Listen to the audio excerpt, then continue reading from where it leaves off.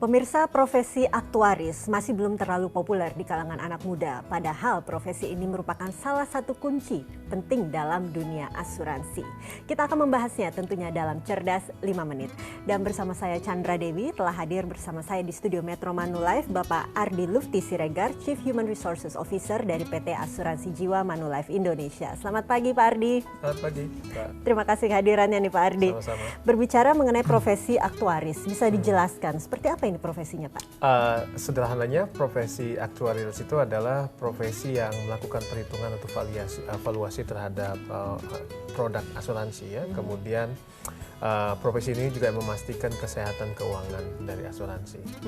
Jadi peranannya ini sangat penting di dunia asuransi ya Pak ya? Luar biasa penting sekali karena dari mereka lah sebenarnya perusahaan atau perusahaan asuransi bisa memperhitungkan ya banyak hal dalam proses valuasi dari produk, baik produk maupun kesehatan keuangan dari perusahaan asuransi itu sendiri. Oke, untuk profesi aktuaris ini di dunia asuransi terutama di Indonesia ini masih sangat menjanjikan tidak sih? Wah, kalau ditanya itu saya akan bilang sangat menjanjikan, sangat menjanjikan karena supply dan demand-nya nggak ketemu. Masih belum seimbang, masih belum seimbang ya, equilibrium-nya. Jadi supply-nya sendiri saat ini kita yang tersedia itu di Indonesia kurang lebih 150 ya, sementara kebutuhannya saat ini ya, untuk saat ini aja itu sekitar 600-an orang. Jadi masih ada gap di situ kan dan luar biasa besar.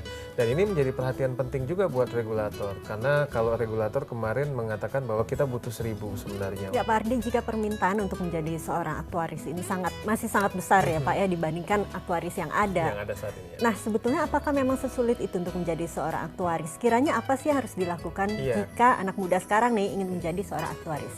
Tidak tepat juga kalau saya bilang bahwa ini sulit. Yang penting kan kemauan. Jadi karena requirement atau persyaratan yang dibutuhkan untuk menjadi seorang actuarial, saya actually punya kemampuan matematika yang sangat prima, oke? Dan banyak sekali sebenarnya anak-anak di luar, misalnya anak-anak mahasiswa yang sebenarnya punya kemampuan dan hobi terhadap matematika. Jadi di Indonesia sendiri kita punya asosiasi yang menangani ini ya. Ada asosiasi yang namanya PAI, kemudian ada Society of Actuarial di internasional di Amerika.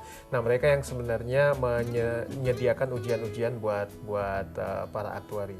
Jadi yang penting Anda punya kemauan untuk menjadi aktuari, kemudian menyenangi karena kebutuhannya harus prima nih dan tentunya komputer ya. Jadi apakah memang ini seseorang ini harus lulus sarjana matematika apa tidak ini Pak Ardi? Karena kan tadi sepertinya harus ahli matematika ya, harus pintar berhitung ini. Tidak harus lulusan matematika sebenarnya. Pertama Anda menyenangi matematika tetapi memang adalah kaitannya. Banyak juga di banyak perusahaan yang memang tidak lulusan matematika. Ya. Biasa teknik elektro, teknik industri, ataupun mungkin arsitektur bahkan ada seperti itu. Yang penting dia paham dengan matematika.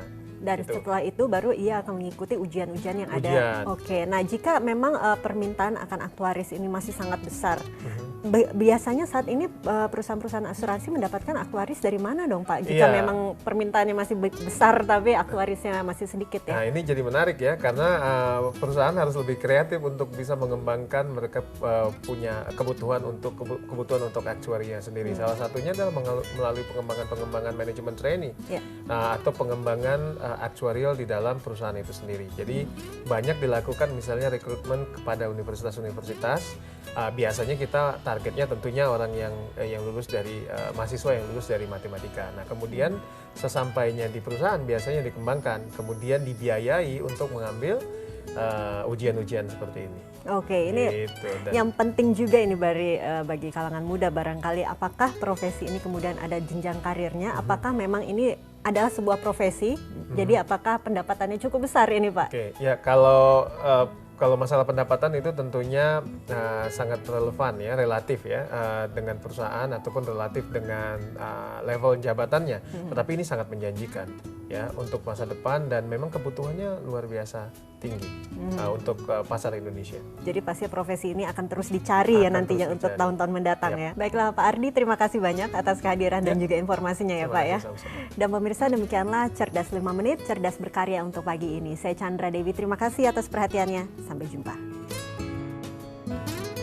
Dipersembahkan oleh